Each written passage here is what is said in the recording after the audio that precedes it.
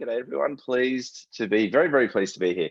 I know it's early for you folks. It's a bit later down under on the bottom side of the world, but super excited to be here.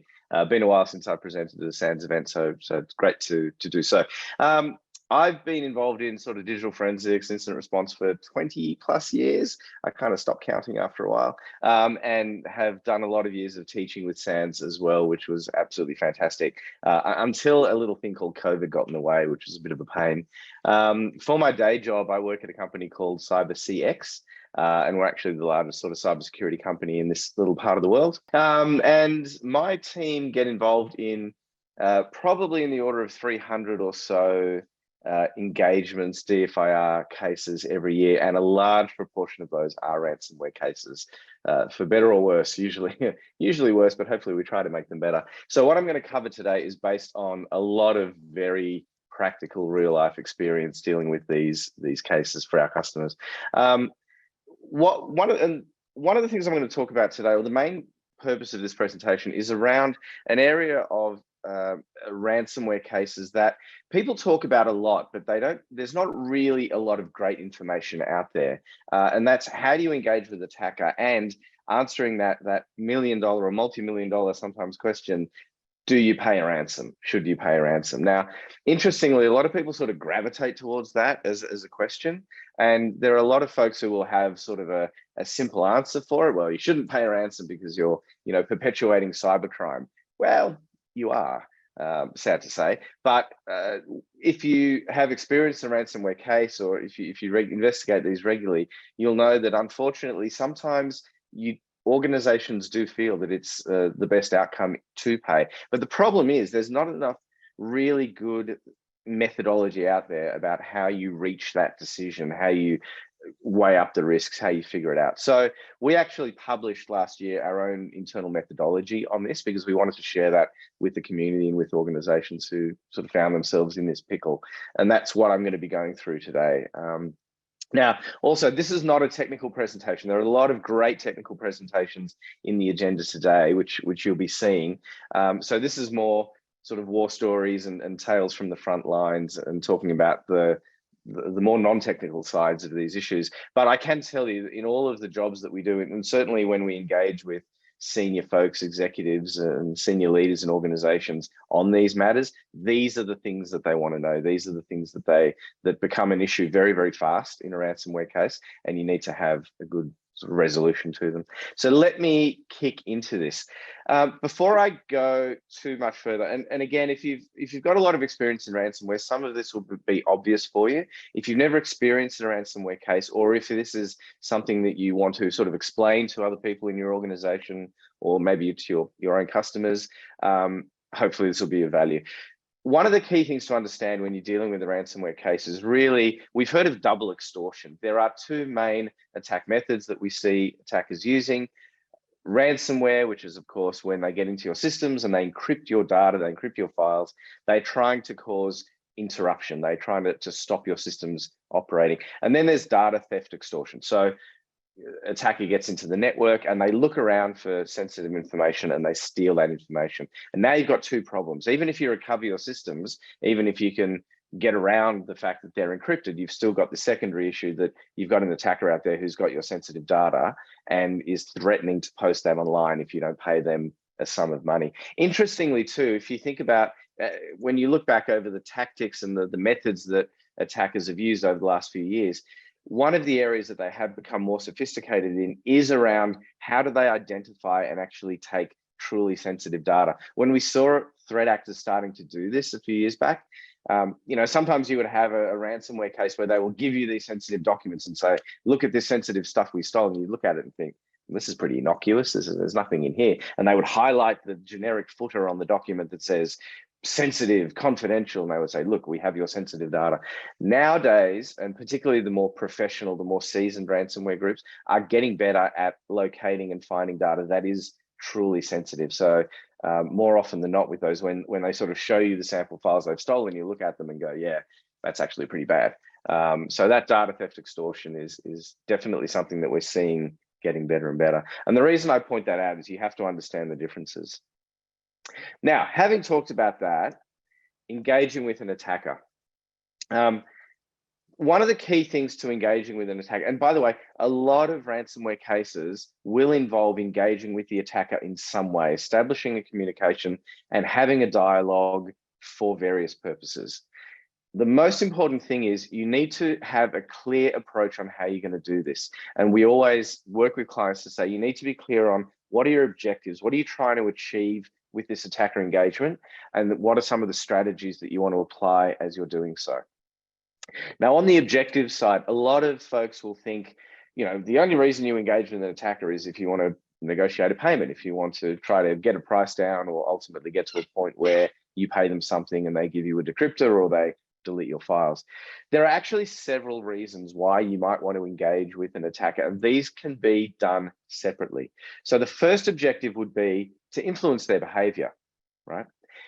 At the end of the day, and to be very, very clear about this, you're dealing with criminals, right? And in most cases, they only want one thing, which is money. They want to monetize their attacks. And they will try various techniques to create pressure in order to force the victim organization to pay. They'll launch denial of service attacks. They will contact individuals in the organization. We've seen some of the more aggressive groups where they will literally phone executives and senior leaders in an organization demanding that they engage, and they start making a payment. So they will apply these tactics in order to create that pressure. If you engage with an attacker and they feel, or there is an understanding that they are working toward having a constructive dialogue, working towards an outcome that may result in a payment, you can exercise a degree of control over them, because again, it's a compromise, it's a transaction. If they expect you to bring something to them, i.e. eventually a payment, they need to bring something to you as well. And you can use this to, in some cases, delay the activities that occur, in some cases to get them to stop doing other things, and you can have a dialogue. The second objective is gathering intelligence. Now, we said before that stealing sensitive data is one of the key attack methods that are used these days. One of the most important pieces of information that you need to understand in a ransomware case is what was stolen. What did the attackers actually get? Anyone who does digital forensics or breach response will know that through forensic techniques, you can reconstruct a lot. We can do a lot to tell you what systems did the attacker access, what files did they open, what folders did they access. But one of the most difficult things to really, truly prove through forensic evidence is what data did they steal? And there's various reasons for that: lack of evidence, sneaky techniques that they would use, different methods to exfiltrate the data from the network. But if you think about it, the person that knows the best what data was stolen was the attacker who stole it. So one of the key bits of intelligence that you could get through an engagement is a listing of files. It's information about what was stolen. And again, it's a catch-22 for the attacker, because they need to come to the party. And part of that might be to show you what they've taken so that you can properly make a decision yourself. And the third objective, of course, is to negotiate an outcome. If you get to a point where a payment is necessary or looks like a viable option, then a negotiation in the payment may be a reason as well. Now, in terms of strategies, don't take it personally. This is kind of weird to say this, because anyone who's done a ransomware case, who's engaged with the threat actor, will know that sometimes they say this to you as well. Don't take it personally. It's just business, right? I often joke that if you take morals and ethics and the law off the table, ransomware is a great business model, and you have to treat it like a business transaction, because that's what it is. And if you can do that, if you can see it from their perspective, if you can treat it in that way, you're more likely to get to an outcome that's going to be the best. Best for you, by the way, not best for the attacker necessarily. Get professional help.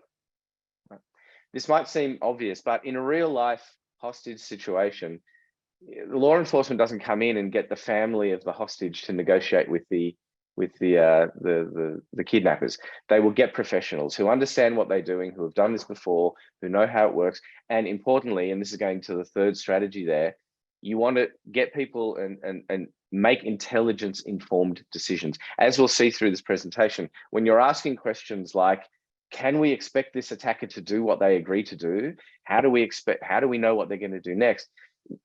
Some of the great tools that you have to inform those decisions is information about their past history. If you know the attacker, if you've got experience with them, or rather, if you've got intelligence sources that can give you that information, that can go a long way to helping you make some of the key decisions that you're going to have to make. So let's get to the interesting part. Should you pay a ransom?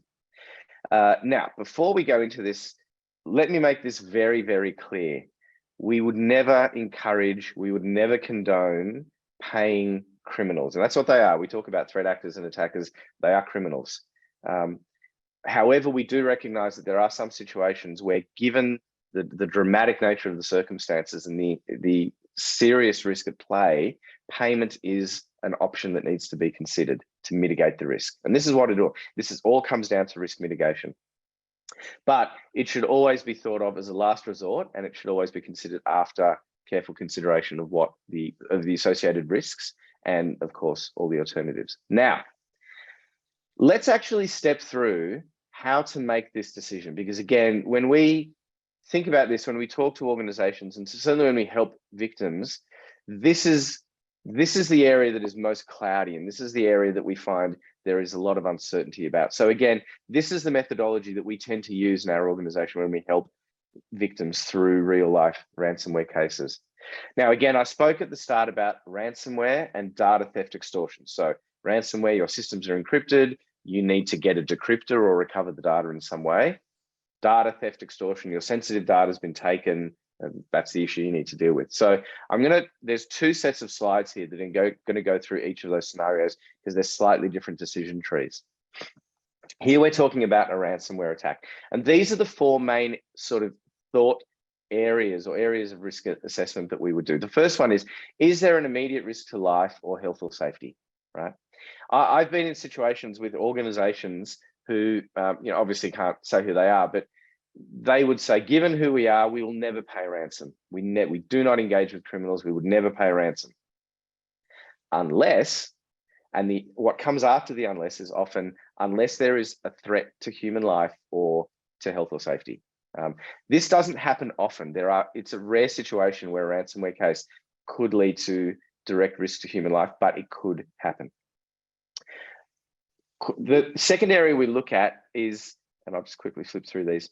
The second area we look at, are there alternative ways to recover all or some of the data? Now, at the start of a ransomware, when your systems are encrypted and you can't get to your data, it feels like the sky is falling. That's the end. We can't operate without this information.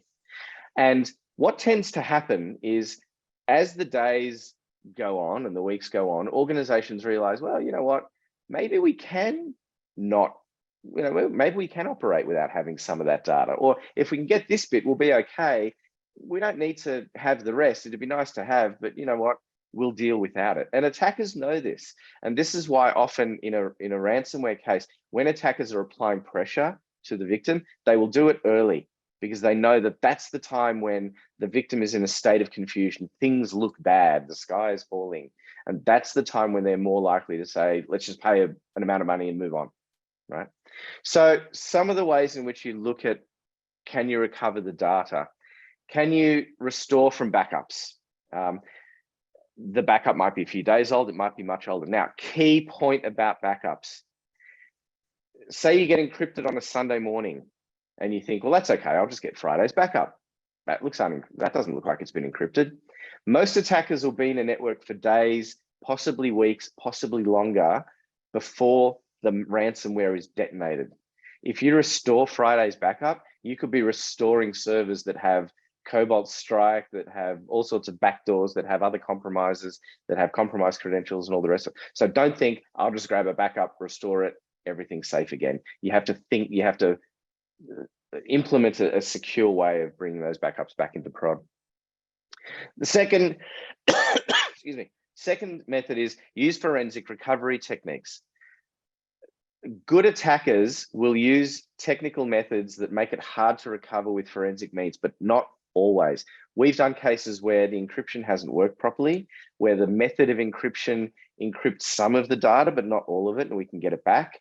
We've done cases where the attacker hasn't properly deleted or wiped backups or other areas where remnants of old data rely on. So don't just think data's gone. Spend some time having a bit of a forensic poke around the systems, because you may well be lucky enough to be able to to recover those systems. A third option is rebuilding systems from base install. So this is scorched earth remediation, as it's sometimes called. Let's just rebuild. It can take some time. You still might need to get some old data back from backups or elsewhere, but it is another viable option. A fourth consideration is, can you get the data from other places? Do you have it lying around in an out of schedule backup? Can you get sensitive files off staff's personal computers that they happened to take a copy of a couple of weeks ago? So scour around and see if you can get it from somewhere else. And again, we're exploring all the options that allow us to overcome this before we get to the point of considering a payment. The third area we look at are, will the impacts be significant if the data or systems remain unrecoverable? And this is where you need to start assessing, what is the impact of this? Some of the key impacts that we see are the ones on the left there. Operational disruption is huge. Some organizations can measure the cost of their losses through operational disruption to a day. We have clients who say, our revenue is X million dollars per day. Every day that we're down, that's what we're losing. And that brings the pay or no pay decision into sort of stark contrast. Of course, lost revenue associated with systems being down or for other reasons. Contractual penalties is an interesting one. We've done cases where an organization provides products or services to their customers, and if they can't provide those, then contractually they have to start paying penalties. And I know of some cases where the contractual penalties to customers are bigger than the cost of recovering from the incident. So those kind of hidden costs can be quite significant. Of course, there's legal risks, there's potential regulatory risks if you can't provide the products or the services that you are meant to provide. And of course, there's upstream and downstream impacts and costs as well. If you're part of a supply chain, if you have other organizations who depend on you as part of their operations and their products and services, then by you being down, by not having those systems can be a significant cost as well. And then the fourth thing we look at, so say we've come down this chain, we've said, yeah, well, no risk to human life, we can't recover the data in any way, the impact of it not being around is really, really significant. What do we do now? This is where we start saying, all right, maybe it's time to actually explore what a payment scenario would look like. But paying a ransom is not without risk itself, right? There are legal risks, there are other risks. So some of the key ones on the left, there's of course moral and ethical considerations. We have some clients who say, we just cannot pay ransom. Given who we are, we can never give a criminal money. That's just the bottom line. Other organizations, don't have those kinds of limitations. So you need to be very careful about where you stand. There's a risk that the attacker might not keep their word. It happens. Again, having good intelligence about the attack group, being able to say in the last X number of cases that we've worked with them on, this is what they've done, can be helpful for that. But as you'll see, I've got a couple of slides coming after this that address what happens if you do pay or don't pay, and we'll talk about that a little more. Decryption methods don't work. Again, this is an interesting one. If you're a ransomware actor, you want your decryption methods to work because you don't want to get a reputation as, you're not worth paying. But there are situations when they don't work. And I know of certain cases, we had one very recently, even when victims would pay and the decryption methods did not work properly. Sometimes it's actually the encryption method that was used initially was broken. Therefore, the decryptor doesn't really have a chance of working. That can happen. Reputational harm and brand damage. Hard to measure, but does occur. Having said that, there is a counter argument to this that says an organization may be seen in a poor light if they pay ransom, but if the risks associated with them not paying are severe, then they may actually be seen in a poorer light by not paying. It's a bit of an interesting philosophical debate. And then, of course, the legality of payments. Now, caveat, I'm not a lawyer. I can't give legal advice. And obviously I'm talking to a international audience, so laws will change around the world. It's very, very important if you're considering this, that you get legal advice from a lawyer who has experience and who has done this before. Different states, different countries, different jurisdictions will have different laws about ransom payments. Some will require you to report a payment to authorities. There are some places, and I know in the US, for example, I think in North Carolina they recently outlawed payments for government agencies and other associated sort of entities. So you need to be clear on what the regulations are. This can apply not just to the organization, but to people like directors who may be part of the decision-making process. If you're a citizen of a region that has these laws, you may have a personal responsibility. So you need to, again, get legal advice. There are also sanctions issues. So some of the areas in which these ransomware operators operate from are steadily becoming some of the most sanctioned places in the world. And the sanctions environment is changing pretty steadily. So again, if you are looking at making a payment, you need to make sure that you understand what the sanctions requirements are and you act accordingly.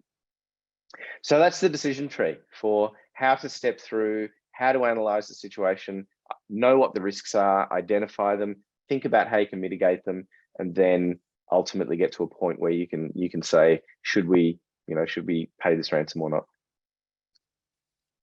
Now, excuse me, I just have some water. So that was the scenario where data is encrypted. If you look at the second kind of attack that we see, which is where data is stolen, similar concept, but slightly different questions. The first thing you would look for is the potential impact of the stolen data significant? So if this data is disclosed, made public, what's the impact? Now, categories of stolen data tend to fall into these four categories. Personal information, which is usually governed by some sort of legislation. So in Australia, for example, we have an act of law called the Privacy Act, and it defines that if a citizen's personal information is stolen, then that citizen needs to be notified, and our regulator needs to be notified as well. Third-party confidential data. So you might have data that's disclosed, and you don't need to legally report it, under legislation, but you might have a contract with a third party, a business partner that says, and in that contract, buried in page 200 of the terms and conditions, it will say, if you have a data breach and it impacts us, you need to tell us. So that you may have legal contractual obligations to your customers or third parties. Organizational confidential data. This is the stuff that is sensitive to you. Research and development, internal finance documents, information about your operations, how your company works. This is the stuff that you don't need to report it to anyone, but if it gets out there, it could damage you, your organization. And then the fourth area of data is anything that's security related. We've done cases where the attacker has stolen schematic diagrams of public buildings, maps that show where CCTV cameras are. We had one where all of the security information about the network perimeter was disclosed. So information that could be used directly for a subsequent attack. So then the second question we ask is, can you mitigate the impacts of these? Now, this is where knowing what was stolen is really important. And if you want to make a proper decision around this, you need to know what was taken or have at least a good idea. And then once you put it into these categories, you can assess each of them and say, all right, let's say, for example, security related information was stolen. What was it? It was IP addresses associated with external infrastructure. Okay. How much of a risk is that? They're public anyway. They're associated with our domain names and URLs. Do we really care about that? As opposed to, for example, firewall rules that show, or internal perimeter rules that show the kinds of ingress and egress traffic that are allowed through a network. Not great. Can you mitigate it? Yeah, you could. You could review the rules. You could tighten them up. You could change them. You could change the configuration of those boxes. So this is all about, once you know what was taken, think about what can you do to reduce that level of risk. We've done cases where the victim has said to us, we will never pay, but we need to mitigate the risk of the stolen data. So we've engaged with the attackers, we've obtained from them listings of files, and then we've worked with those organizations to analyze all of that data and to push the risk down as far as we can by taking mitigation steps, to the point where the organization said, you know what, we can let this data go. It's not going to be great. It's not going to be great that it's leaked, that it's out there, but the mitigations that we put in place are good enough that the risk is low enough that it's a good alternative to paying these people some money. So that's what this is all about. The last 2 points there, we won't talk through because they're basically the same as the previous scenario. Do the benefits of paying significantly outweigh the impact, which we've talked about, and do the benefits of paying significantly outweigh the legal and other risks? So same as the previous one. Now, at this point, people often start saying, okay, so what happens if you do pay? What can you expect? What happens if you don't pay? What's going to happen next, right? So again, a couple of slides that talk about ransomware and data theft. If you are in a ransomware situation and you pay, you should receive a decryption program. Now notice big bold word, should, and notice the caveat down on the bottom left. If you're dealing with criminals, there are no guarantees. That's why I've very deliberately said you should get a decryptor, but I know of cases where victims haven't. It should work to decrypt the files, but there's a risk it won't. You can mitigate this. So a lot of attackers will say to you, give us a couple of sample files or select some sample files. We'll decrypt them as proof of life to prove that we can do it. And that might work. And you would certainly never want to pay someone unless they can at least do that. Having said that, we've seen cases where the attacker is able to decrypt files that you randomly select. To be like a card trick, pick the card and I'll decrypt it. But then when they provide the decryptor doesn't work on certain files. So again, there's no guarantees here. You should get details of how the attack occurred. In our experience, this is where attackers will usually lie / stretch the truth or just not give you much. Sometimes the people that you're talking with are not the ones that actually broke into your network, given the affiliate way in which some of these groups work. Sometimes they just don't want to tell you how they got in because they want to be able to hold on to that tradecraft themselves. But usually this is an area where they're not going to be too detailed and honest about it. And the fourth point there, if you pay, and this is really important, some people feel that we'll just make a cryptocurrency transaction, it'll be quiet, no one will tell. It's crypto, right? No one can see it.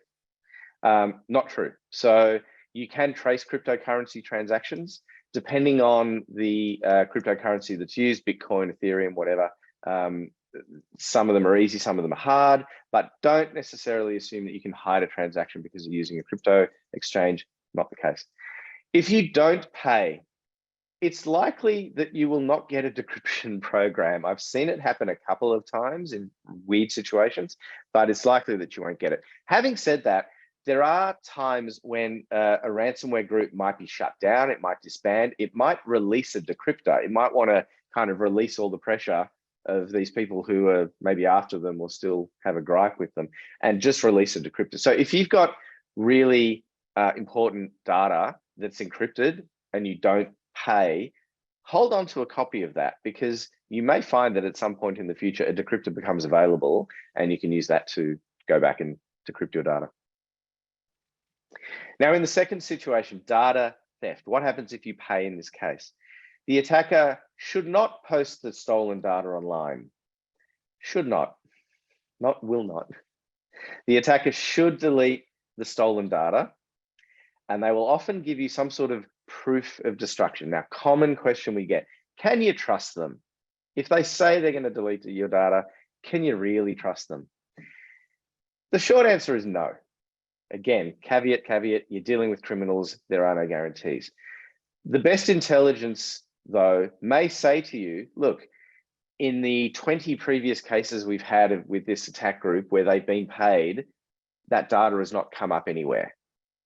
Is that proof that yours won't? No, but again, we're trying to use threat intelligence to the point where we can assist the decision. Now, you may still have obligations to report it to regulators. In Australia, our regulator has said, if you do a deal with a criminal and they delete the data, you still need to report it because in the eyes of our regulator, that information was accessed, it was stolen, it meets the criteria for having to report that. So again, understanding your legal obligations in this regard is very important. If you don't pay, again, you should expect the attacker to keep the data online.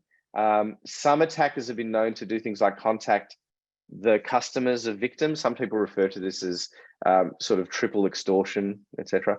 I saw a something in the last couple of days about an attack group called Black Cat, who actually created a page on their website.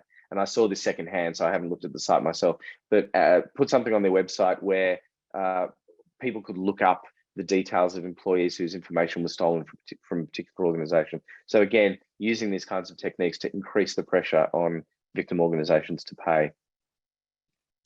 So that's that one. Now, final thing, and then I'm going to quickly wrap up, and we might have a couple of minutes for questions. People often ask, how much is paid? In the cases that we've done over the last sort of year or so, the graph on the right just simply shows the initial demands that are asked. So the lowest initial demand we've had in the last 12 months or so is about $7,000. The highest one is about $55 million. So pretty significant. How much is actually paid can vary significantly. There are some attack groups who will throw out these almost stupid, huge amounts, and a history of engagement with them will say they're having a go. But really, in previous cases, they've settled for something around this amount, right? There are other attack groups who will give you maybe a more realistic, lower amount, and they're not going to budge very far. So again, work with a third party that has experience and has threat intelligence that you can use to help inform your decisions when you do this. And that is that. I'm going to wrap up at this point. Now, what I've just gone through is a very brief summary of some material that we published on the website. Feel free to jump on our website, download the full details. And again, we've made this open and free. It's our methodology on how we do these kinds of things, because again, we want to help people out. We want to help our communities, as we say, and help people who are in these situations.